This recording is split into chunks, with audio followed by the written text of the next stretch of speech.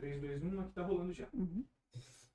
Está começando o podcast CBN Maringá e como estamos no período de Expo Engá, vamos falar no podcast CBN Maringá desta semana sobre campo, mais especificamente sobre direito agrário. Vamos falar sobre duas modalidades que envolvem o direito agrário, que são o arrendamento e a parceria agrícola. E para falar sobre este assunto, o nosso convidado é o advogado Alexandre de Souza Genta. Ele é especialista em direito empresarial, bancário e rural. Muito bem-vindo ao podcast CBN Maringá. Obrigado, Luciana. Eu que agradeço estar aqui. Bom, primeiro explica pra gente, né? Que contratos são esses? O que é um contrato de arrendamento e o que é um contrato de parceria agrícola? Então, Luciana, até antes de fazer a explicação, é interessante que a gente traga esse tema hoje, porque a gente está no contexto de Expo Engá, né? Então, aqui em Maringá é movimentado muito o mercado interno e da região por conta dessa festividade que ocorre anualmente, e é uma festividade que tem tudo a ver com o agronegócio. Então, é interessante que a gente fale sobre essas formas de contratação, porque são os principais meios hoje na atividade rural que muitos produtores rurais se socorrem para se capitalizar, explorarem áreas maiores do que eles têm efetivamente como propriedade, né? Porque você não tem que ser proprietário de uma área para atuar como parceiro outorgado ou arrendatário. Então, isso ocorre muitas vezes para aquele produtor que tem uma maquinária agrícola, mas não tem a propriedade de fato de uma área grande, então ele quer aumentar a sua produtividade para ir fazer caixa, capital e adquirir um lote. Então é um instrumento muito importante, economicamente falando, tá? Para o país. O, a diferença dos dois, e também dando um contexto em relação ao marco legal que instituiu essa forma de contratação, a gente está falando aqui do Estatuto da Terra, que é uma lei criada na época do João Goulart, salvo engano, lá na década Nossa, de 60. antiga, hein? É antiga, que na verdade ela diz respeito a várias atribuições da política agrária, desde a função social da terra, tem uma parte que é acerca da reforma agrária que muita gente não sabe, e o Estatuto da Terra, e depois vem o decreto 59566, que ele já vem em 66, salvo engano, já no contexto de ditadura, foi no governo do Castelo, salvo engano, e aí ele vem para regularizar essas formas de contratação, do arrendamento e da parceria rural. Agora, respondendo propriamente sua pergunta, qual que é a diferença dos dois? Pelo contrato de arrendamento, o proprietário, ou seja, aquele arrendador, ele transfere a possibilidade de uso e fruição do imóvel, a utilização para o arrendatário, mediante um pagamento fixo, que a gente pode chamar de aluguel. Então, eu tenho uma propriedade, você vai explorar ela plantando alguma cultura ou criando gado, ou até extração, como, por exemplo, extração de madeira, e você vai me pagar, pode ser semestralmente ou anualmente, depende da cultura que está sendo implementada lá, uma remuneração fixa. A parceria, ela é muito similar na forma de relação também entre eu e você, o proprietário e aquele que está utilizando a área. A diferença vai ser, sobretudo, a forma de pagamento e a concorrência em relação a riscos. O que que isso quer dizer? Quando a gente está falando de uma parceria agrícola, o parceiro outorgado e o parceiro outorgante, então o proprietário e aquele que está na área, eles vão juntamente estarem sobre o risco da atividade. Ou seja, eu não estou pagando um preço fixo ao final de cada safra.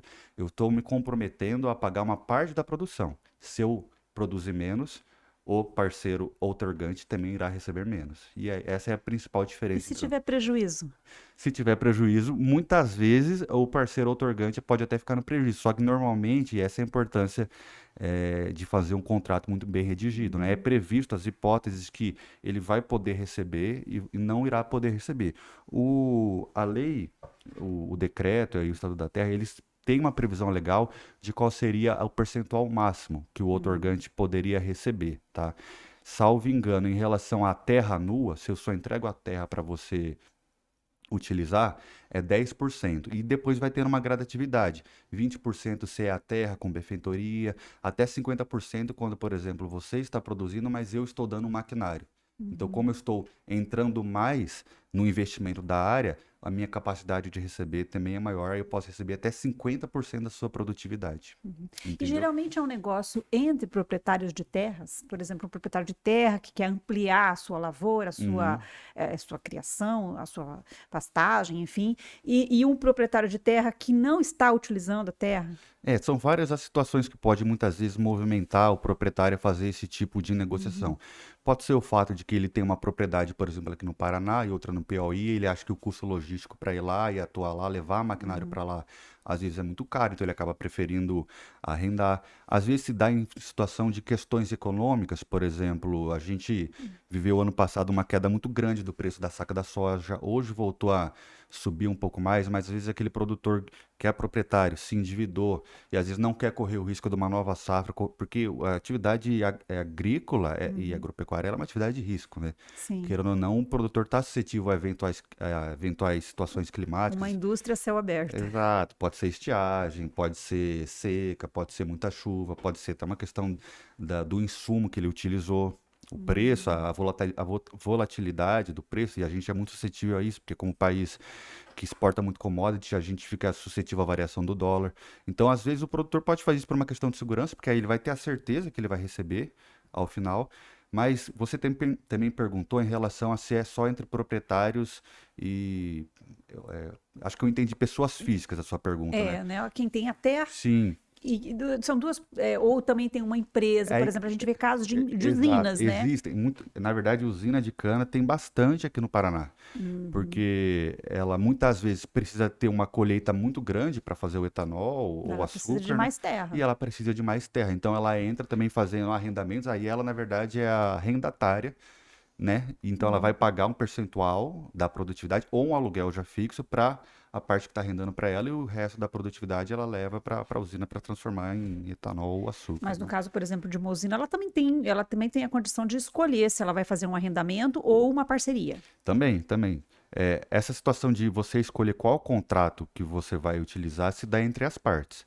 Agora, se a Hum. pergunta era no sentido se ela também pode ser arrendadora, ela também pode, só que envolve o fato de que ela tem que adquirir terra, né? Que é um investimento Ah, alto. sim, Mas ela sim. pode ser eventualmente Uhum. proprietária de uma área comum, mesmo sendo CNPJ. Mas o mais comum, né? O contrato mais comum se dá, então, quem tem terra e que não está utilizando para aquele que tem terra e quer Sim, ampliar ou que quer produzir apenas. exato. A gente vê muitas vezes o pequeno produtor que tem vamos lá, 20 alqueires aqui na região e ele quer produzir mais.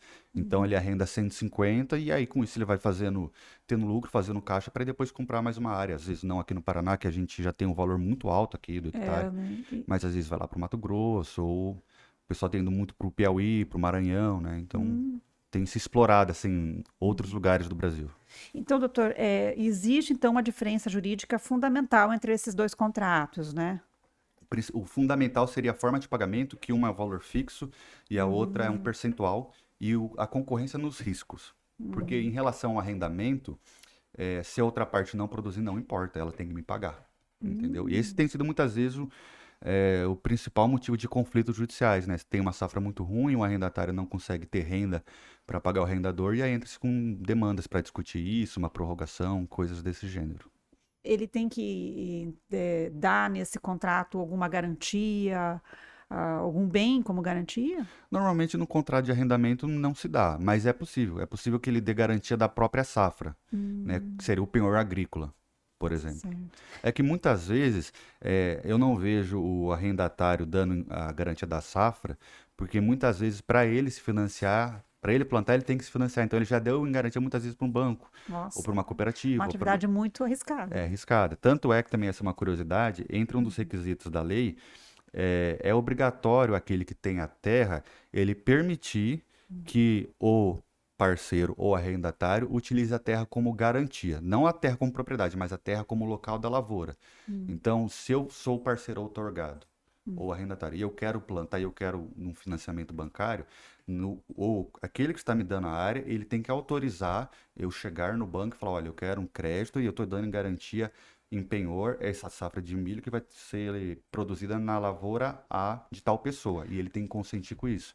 Porque é justamente nesse consentimento do proprietário que é possível a concessão do financiamento e aí a efetiva. Capital para se ter a Exatamente, lavoura, né? Mas justamente. se a lavoura, se o banco tomar tudo, toda a lavoura, ninguém, nem o parceiro e nem o arrendatário. Isso muitas vezes acontece, né? O arrendatário não tem condições de honrar o pagamento com o arrendador.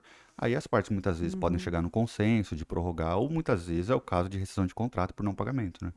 Existe um modelo padrão desses contratos ou cada situação é analisada individualmente? E, na verdade, não existe um modelo padrão. O ideal para que seja um bom contrato é que ele seja de fato o mais correspondente possível à realidade. Até porque, a depender da cultura que será cultivada, o prazo de pagamento vai ser diferente. Aqui no Paraná a gente está muito acostumado na safra de milho, né, no final do ano anterior, que aí é colhido mais ou menos entre março e abril. E aqui no Paraná o pessoal faz muito milho safrinha, né, que é aquele milho que se planta depois da colheita da soja para colher mais ou menos em outubro. E, tem gente que planta trigo também durante essa janela, né, de produtividade. Mas agora, se a gente está falando de feijão, de outras culturas, o prazo de pagamento é diferente. Então, quando eu for fazer um contrato, eu tenho que prever as datas de pagamento certinho em relação ao prazo que ela vai ser pago, efetivamente, que ele vai colher para pagar. Entre uma série de outras situações, se é exploração agrícola, tem determinadas cláusulas que tem que ser constar, se é agropecuária é outro, se é exploração via extração de madeira é outra. Então, o ideal é sempre fugir do modelão e tentar fazer um contrato mais específico possível. Por isso a importância dessa consultoria, dessa assessoria jurídica, né? É muito importante porque no Brasil vigora dois princípios. Aquele que prestigia a liberdade contratual, e ele foi, inclusive, teve mais alterações no Código Civil em 2021, no governo passado, que aumentou essa importância de valer o que as duas partes convencionam, mas ainda em situações específicas, vale mais o interesse coletivo e o interesse social. Quando a gente está falando de terra, esse é uma dessas hipóteses. E por que eu estou dizendo isso? Porque na lei, no decreto 59.566 ou no Estatuto da Terra, há uma série de cláusulas lá que elas são obrigatórias e ainda que hajam cláusulas contrárias previstas num documento particular, elas não valem. O que vai sempre se sobressair vai ser essa cláusula que está prevista em lei. Isso a gente acaba vendo na prática muitas vezes. Os produtores, às vezes, por não ter essa informação, não procuram um jurídico para fazem um contrato com uma série de cláusulas, achando que eles estão seguros, mas na verdade elas não valem nada, porque o que vai Puxa, valer efetivamente vai ser o que está na lei. puxa, olha só. Bom, o senhor já falou um pouquinho sobre os conflitos, né, que ocorrem entre Uhum. essas partes, né, nesses modelos de tanto arrendamento quanto de parceria agrícola. Dá mais alguns exemplos para a gente? Fala um pouquinho mais sobre esse assunto. Olha, eu estava falando anteriormente sobre cláusulas que muitas vezes as partes acham que estão corretas e dá uma certa segurança e na verdade não o Sim. faz. Uma delas, que é um dos maiores motivos de disputa jurídica, diz respeito ao prazo de duração. A lei estipula, na verdade, prazos mínimos. Se tratando de exploração agrícola, é 3 anos. Se é uma exploração já de média escala, é 5. E se é uma exploração de larga escala, sobretudo de extrativismo rural, igual eu falei de extração de madeira, aí já é 7 anos. Então, muitas vezes o que nós vemos, vamos fazer um contrato de parceria por 6 meses, por um ano, e o produtor acha que ele está seguro, que depois de um ano ele pode pedir a área de volta. Mas, na verdade, se ele fizer um contrato por um ano, ainda que esteja lá, todas as cláusulas dizendo que depois de um ano tem que integrar a terra da mesma forma que estava anteriormente, conservada, a parte pode entrar na justiça requerendo no mínimo que ele fique na área por 3 anos, porque esse é o prazo mínimo. Essa é uma das situações. A outra que eu vejo muito acontecer é em relação à prorrogação. Porque também é um tipo de cláusula que os produtores muitas vezes colocam cláusula padrão, igual, por exemplo, contrato de locação urbano. Normalmente, um prazo para intimar a outra parte acerca da renovação é 30 a 60 dias, né? Quando você faz a intimação para falar, olha, você quer renovar? Caso não queira, eu vou querer o meu imóvel de volta. Na lei de terras, o prazo é 6 meses. E ainda há uma sanção. Se for feito em menos de 6 meses, o contrato é prorrogado automaticamente. E prorrogado por quanto tempo? Como eu falei, o mínimo é 3. Então, o que acontece muitas vezes? O produtor está lá explorando a área 5, 6 anos, aí ele vê no contrato, daqui 2 meses eu vou ter minha área de volta. Tudo tranquilo, faz a notificação. E aí ele recebe aquela, muitas vezes não é uma bela notícia dizendo, olha, você não fez em 6 meses notificação, agora tem o direito de ficar mais 3 anos na sua área.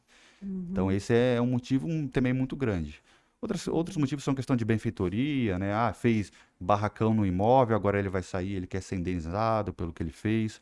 Ou às vezes o contrato termina, mas a lavoura ainda está lá, não foi feita a última colheita, então entra-se na discussão se pode ou não terminar a colheita antes de entregar a área.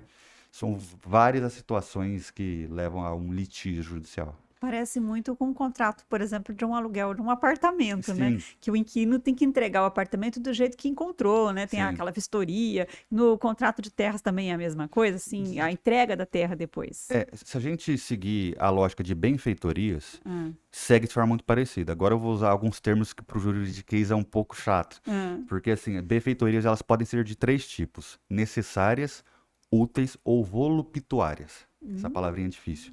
Isso também se enquadra em locações urbanas e comerciais. O que é uma benfeitoria útil? É aquela que eu tenho que fazer para preservar a utilidade do imóvel. Por exemplo, aqui estoura um encanamento.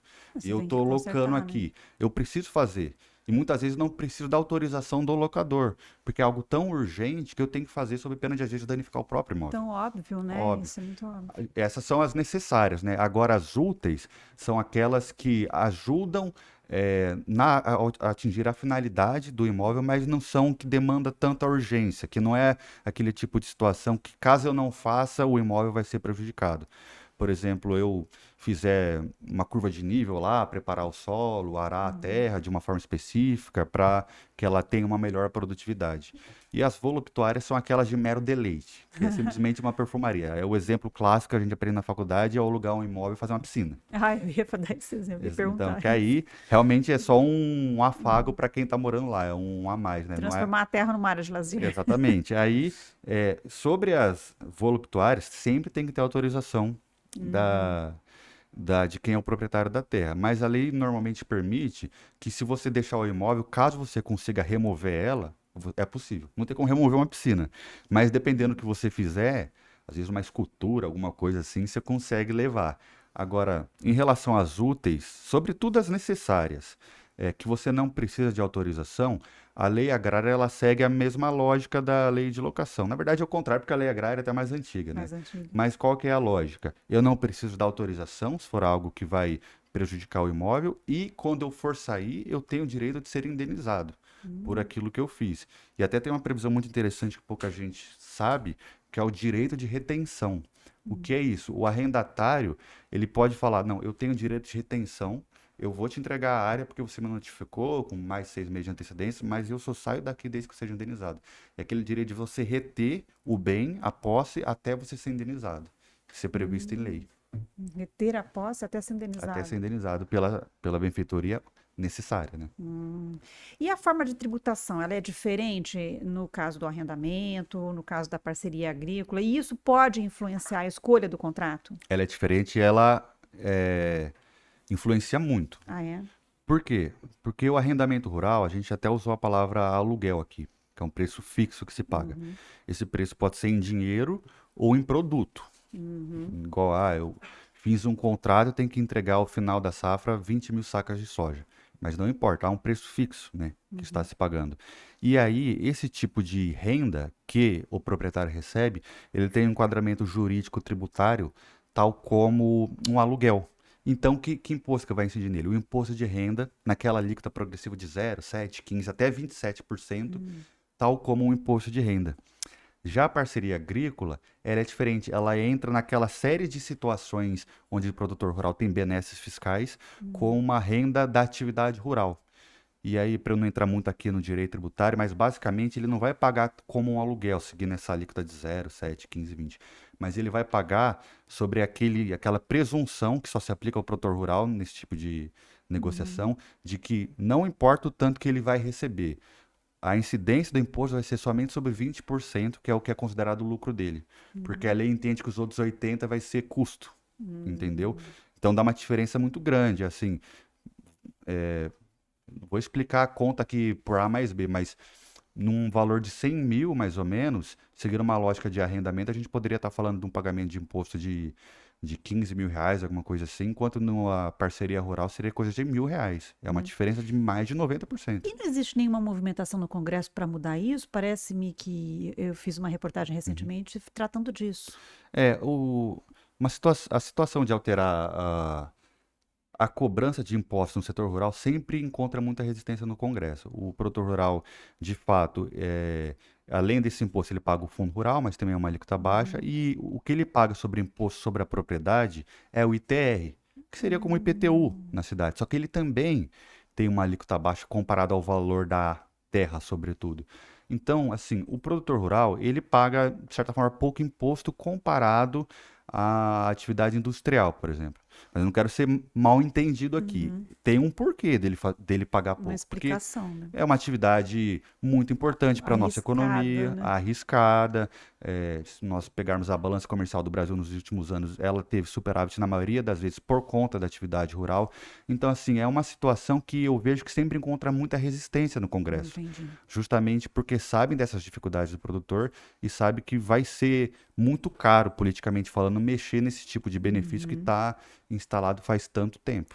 Inclusive, nos outros países há muitos subsídios, É né? muito Para a subsídio. agricultura, para a produção rural. No Brasil também houve. Eu vejo que hoje a gente, assim, nós temos empresas públicas que foram muito importantes para a evolução da tecnologia agrícola no Brasil, eu menciono entre elas a Embrapa, mas em relação a crédito rural, nós temos visto cada vez mais uma diminuição, tem ficado seco, e os produtores, eles sentem isso, eles reclamam. Uhum. Sobretudo numa situação hoje que a gente está vivendo de taxa de Selic, salvo engano, está em 14,5%. Então a atividade produtiva vai ficando mais cara, né? Porque se ele não consegue o crédito rural subsidiado, ele tem que ir para o financiamento comum. Às vezes vai conseguir uma taxa mais barata dando um imóvel em garantia, mas ainda vai ser uma taxa muito cara frente à Uhum. atividade produtiva dele. Isso que eu estou falando do produtor que tem a área, né? Porque a gente está falando de arrendamento, o arrendamento aqui, embora seja um mecanismo muito importante para nossa atividade econômica, ele, se for mal feito em relação à questão do preço, se o produtor não pensar muito bem no quanto que ele vai estar disposto a pagar, isso pode acabar enforcando ele também. Porque, Uhum. vamos colocar assim, numa atividade produtiva hoje de soja, de milho, que é talvez o principal aqui no Paraná, o custo de produtividade chega em próximo a 50%.